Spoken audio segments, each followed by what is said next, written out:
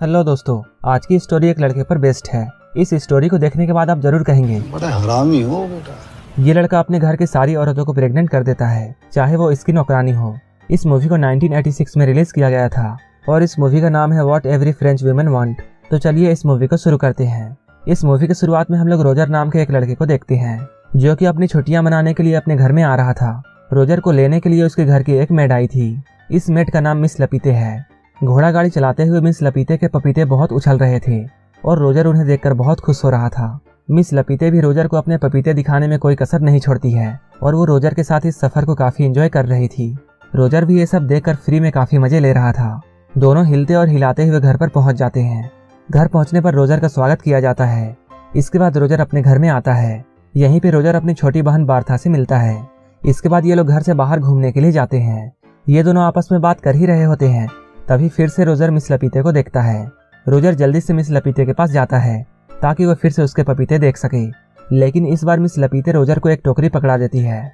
इसके बाद वो वहीं पर रोजर के सामने ही मूत्र विसर्जन करने लगती है। ये देखकर रोजर को बहुत अजीब लगता है और रोजर सोचता है।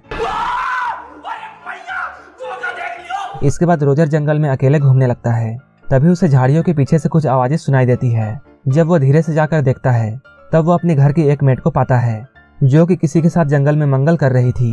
वो मेड जब रोजर को देखती है तब वो हंसने लगती है, लेकिन रोजर डर कर वहां से भाग जाता है। रात में जब रोजर सोने के लिए जाता है तब उसे कुछ आवाजें सुनाई देती है। जब वो अपने कमरे से झांक कर बाहर देखता है तब वो अपने घर की एक मेड हेलन को देखता है जो कि चाय का ट्रे पकड़कर दरवाजे के सामने झुकी होती है और कोई पीछे से हेलन की ले रहा होता है। इसके बाद हेलन जल्दी से अपना काम खत्म करती है और वो अपना काम खत्म करके यहाँ से चली जाती है। इसके बाद रोजर सोने के लिए चला जाता है, लेकिन तभी उसकी छोटी सिस्टर बार्था वहाँ आती है। उसकी छोटी बहन उसे बताती है उनकी मौसी अभी तक वर्जिन है। रोजर उससे पूछता है तुम्हें ये बात कैसे पता है? तब बार्था उससे कहती है मुझे ये बात हेलेन ने बताई थी। उसने मुझे ये भी बताया था मार्गरीटा को मर्दों से डर लगता है, इसलिए उन्होंने अब तक शादी नहीं की है। इसके बाद हम लोग रोजर की बड़ी बहन एलिसा को देखते हैं। वो अपने घर पर आती है और सारे लोगों से मिलती है।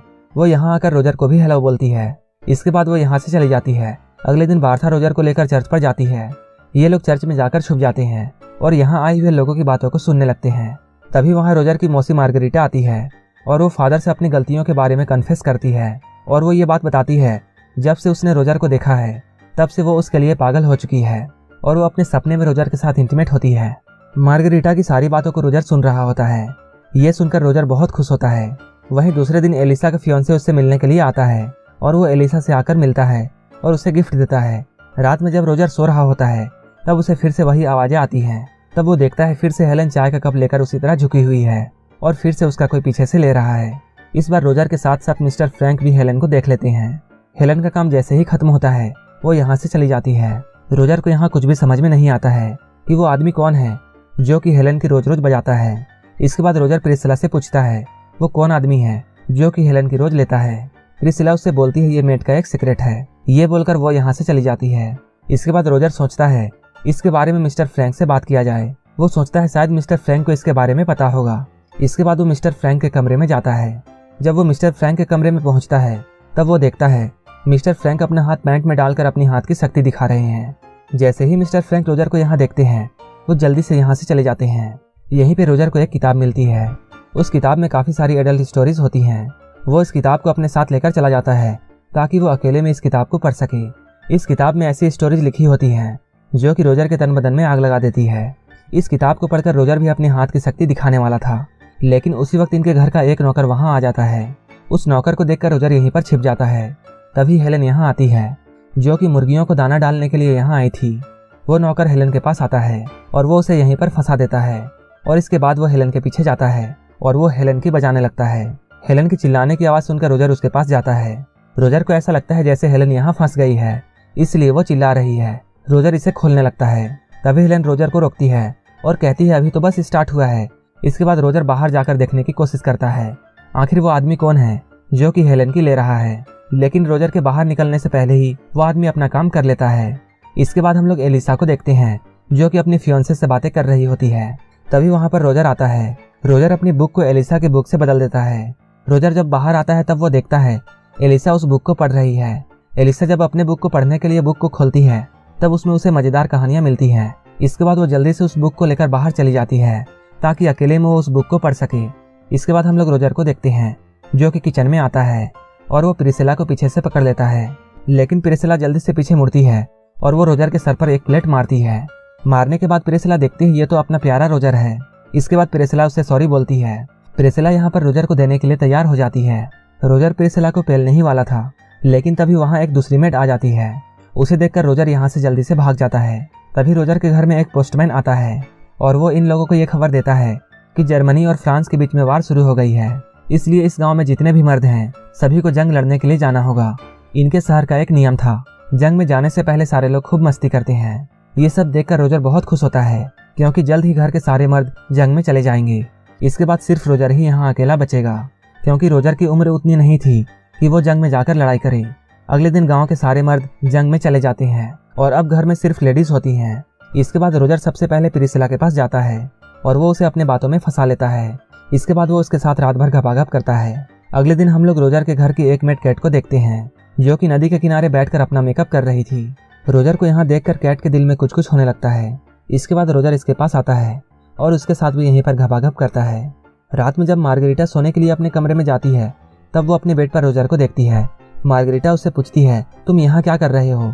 रोजर उससे बोलता है, मैंने सुना है तुम अभी तक वर्जिन हो, इसलिए मैं तुम्हारे डर को दूर करने के लिए यहाँ आया हूँ। मार्गरीटा शुरू में रोजर को मना करती है, लेकिन रोजर धीरे धीरे मार्गरीटा को भी अपने बातों में फंसा लेता है। इसके बाद रोजर उसे भी पेल देता है। इसके बाद हम लोग हेलेन को देखते हैं। वो इस बार चाय का ट्रे लेकर घूम रही थी क्योंकि उसे ऐसा कोई नहीं मिल रहा था जो कि झुकाकर उसके ले। इसके बाद हेलेन रोजर के कमरे में आती है। तब रोजर हेलेन से पूछता है, तुम हर रोज इसी वक्त क्यों आती हो और वो बंदा कौन था जो कि रोज तुम्हारे पीछे से लेता था? हेलेन उसे बताती है, मेरा काम तो सिर्फ चाय देना है, और ये कहकर वो यहाँ से जाने लगती है। लेकिन तभी रोजर उसे पीछे से पकड़ लेता है और वो हेलेन की उसी तरह पुंगी बजाने लगता है जैसा कि हेलेन चाहती थी। अब रोजर बहुत खुश था क्योंकि उसने घर की सारी औरतों की पुंगी बजा डाली थी। मार्था और रोजर एक साथ बैठे होते हैं। तभी मार्था रोजर से ये कहती है, देखो उधर कौन जा रहा है।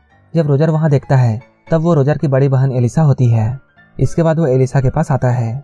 एलिसा यहाँ एक घोड़े को साफ कर रही थी। एलिसा रोजर से ये पूछती है, तुम यहाँ क्या कर रहे हो? तभी रोजर एलिसा को पकड़ लेता है और उसे अपने साथ घपाघप करने के लिए कहता है, लेकिन एलिसा ऐसा करने से मना करती है। धीरे धीरे एलिसा इसकी बात मान लेती है।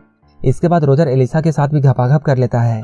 रोजर अब इन सबका हीरो बन चुका था क्योंकि अब घर की सारी महिलाएं लाइन लगाकर रोजर के पास जाती थी।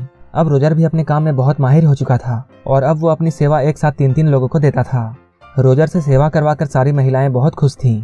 एक दिन एलिसा रोजर से कहती है वो प्रेग्नेंट हो चुकी है। ये सुनकर रोजर को कुछ भी समझ में नहीं आता है।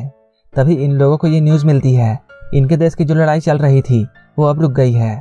इस लड़ाई के खत्म होने के कारण जंग में गए लोग अब वापस आ रहे हैं। तभी प्रिसिला रोजर के पास आती है और वो रोजर से कहती है वो प्रेग्नेंट हो चुकी है। इसके बाद मार्गरीटा भी रोजर के पास आती है। वो उससे कहती है वो भी प्रेग्नेंट हो चुकी है। इन सारी लेडीज की बातों को सुनकर रोजर का दिमाग घूमने लगता है। इसके बाद रोजर मार्गरीटा को समझाता है और वो एक प्लान बनाता है। वो कहता है, तुम्हें मेरे अंकल से शादी करनी होगी क्योंकि मेरे अंकल तुम्हें बहुत पसंद करते हैं। इसके बाद रोजर अपने अंकल और मार्गरीटा की सेटिंग करा देता है। इसके बाद वो एलिसा के पास जाकर ये कहता है वो अपने मंगेतर के साथ इंटीमेट हो जाए ताकि सबको ऐसा लगे वो अपने मंगेतर से प्रेग्नेंट हुई है। एलिसा भी रोजर की बातों को सुनने के बाद ऐसा ही करती है। वो अपने फियांसे के साथ इंटीमेट हो जाती है। इधर प्रिसिला भी गांव के एक आदमी के साथ शादी कर लेती है। रोजर ने सभी की सेटिंग कर दी थी और अब उसका रास्ता बिल्कुल साफ था। कुछ वक्त बाद रोजर की छुट्टियां भी खत्म हो जाती हैं। इसके बाद वो अपने हॉस्टल जाने लगता है। यहाँ से जाते ही वो सारे लोगों को गुड बाय कहता है और इसके बाद वो खुशी खुशी यहाँ से चला जाता है और यहीं पर यह मूवी खत्म हो जाती है। अगर आपको ये मूवी अच्छी लगी हो तो एक लाइक जरूर कर देना और ऐसे ही मूवीज के लिए मेरे चैनल को जरूर सब्सक्राइब कर लेना। तो मिलते हैं हमारे नेक्स्ट वीडियो में।